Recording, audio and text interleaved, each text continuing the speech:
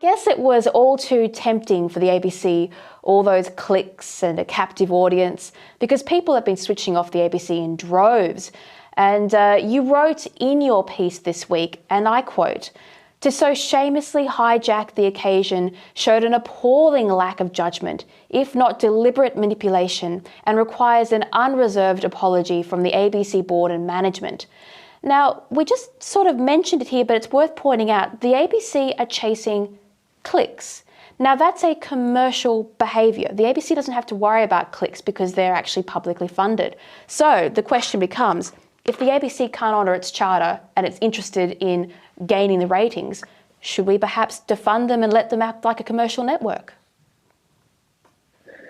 Well, I think there is the case for a national broadcaster, but with a lot more focused purpose in the event of national emergency, etc., and with a very clear charter not to be biased. But if the ABC was chasing clicks on the occasion of the coronation, they in fact attracted an unprecedented number of objections on that night, well over 1,000, the highest they had ever received to any program. And the Australian Monarchist League, we're running a petition which now has well over 5,000 signatories, people just condemning the ABC's coverage. And interestingly enough, I've had comments made to me by people who say, look, didn't really know where I stood on The Voice or The Republic, but after the ABC's hijacking, I'm not going to let them get away with it. And they've put me into the no column for The Voice and the no column for The Republic. So they were so ham-fisted, so biased, so blatant that any swinging voter on these issues, I think, got turned off. And so their incapacity to understand the Australian psyche was just, astounding to me. And that is why if the ABC wants to get their viewership back and the confidence of the Australian people, they've got to apologise, and not just to Stan Grant, but they have to apologise to the Australian people as well for their terrible misjudgment of hijacking this event. Yeah, well, instead of chasing clicks, they chased complaints, which is not the same thing at all. But as you wrote, the ABC Ombudsman has launched an investigation into what happened, and you've obviously got a petition as well going on. What is the best outcome that the Australian people can hope for from this criticism that's been levelled at the ABC? Like, what is your best case scenario and what you were trying to achieve?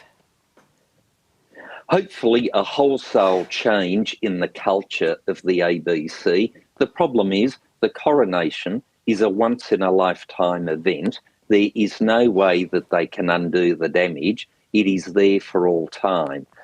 It's not like having a weekly program where if you were too biased one way one week, you can try to make it up with a bit of an adjustment the following week. This was a standalone historic occasion that the ABC management must have known would attract a huge number of viewers, and they abused the trust that has been put in them by the taxpayer and the legislation which establishes the ABC. What we need is a board that actually controls the ABC and its management, and then a management that reads its charter and applies its charter, and not just say, yes, this is our charter and that's what we're doing. Whenever there's been cases of bias against the ABC, and let's just remember Sarah Ferguson's great expose about Russian influence for the Trump election campaign, which has now been completely and utterly blown out of the water, yet no apology or retraction from the ABC. Be it forestry and other matters, the ABC always takes a particular stance. I still remember some time ago I asked at ABC Estimates, have you ever had to retract a story because it was too pro-forestry? No. Did you ever have to retract a story because it was too pro-Israel? No. But they had to retract a number of stories because they were too anti-Israel, too anti-forestry.